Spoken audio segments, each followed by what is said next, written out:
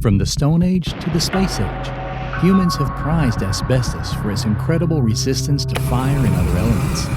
Welcome to Asbestos Rewind. Hi everyone, I'm asbestos attorney Justinian Lane. Thanks for tuning in for today's episode of Asbestos Rewind, where we take a look at all of the various ways that humans have used asbestos throughout history. One of the biggest uses that asbestos had throughout history was transite. For those of you who don't know what transite is, it is a cement that is mixed with asbestos. The recipe's up here for you. It was anywhere between 25 and 35% asbestos. Adding the asbestos to the cement did a couple of things. It made it light and it made it strong. This stuff is super durable, lasts for decades. Some manufacturers actually warranted their transite to last longer than steel because it doesn't rust or corrode. It's totally weatherproof. I've worked with so many clients over the years that worked with transite because it had so many uses. Water pipes, the cement sheeting, as you see here, was very popular, especially in refineries. And they've asked me a lot of times, what does transite mean? Where does it come from? And to be honest with you, I didn't know until this year where that comes from. The word transite has no relation to anything else with asbestos. So you know where it came from?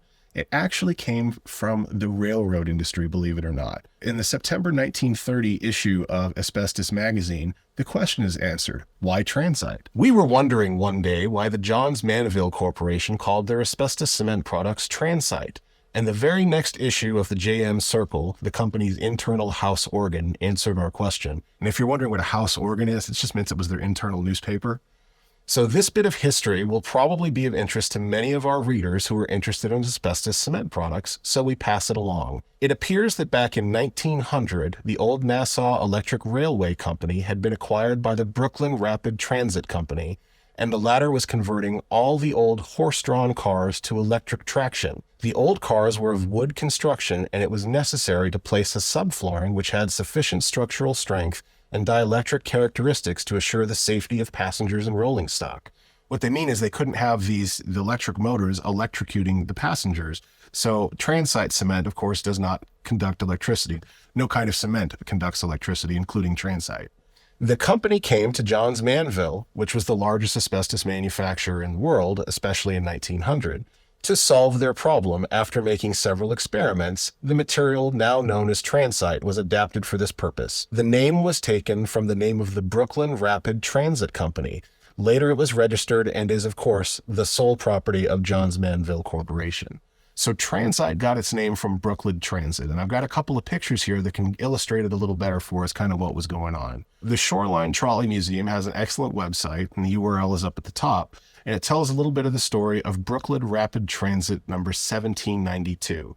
This was one of the original cars that was built in 1899. So in 1900, when they were coming to find a solution to convert these to electricity, this was a somewhat newer car. And number 1792 has actually been restored. I followed through the Shoreline Museum's website to get to their Facebook page, and they have this excellent picture here of the actual train car.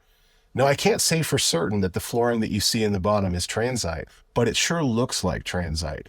Now, some transite made today, it still is made today, transite, and it doesn't have asbestos in it, so that's a little confusing. But the word transite comes from the Brooklyn Transit Company, and the flooring there, whether it contains asbestos or not, looks like the sort of transite that would have been used in 1900 when all of these trolley cars were getting converted from being a horseless carriage sort of a thing to being an actual electric rail car. So for everybody who's ever wondered, why is it called transite? Because in 1900, a lot of Brooklyn Rapid Transit rail cars used a ton of this asbestos cement. So if you're out there doing any urban exploration and you find an old train car somewhere out there, be careful to break. If you're going to try to break things and be destructive, probably don't want to do that anyway. But if you're going to, be careful of the cement because it could have asbestos in it. And when you break the cement, that's when the dust gets released, and that's when you breathe it in. Thanks for tuning in for today's episode of Asbestos Rewind. I hope you'll join us on our YouTube channel where we'll be putting out more videos of a historical nature like this, and we'll see you next time.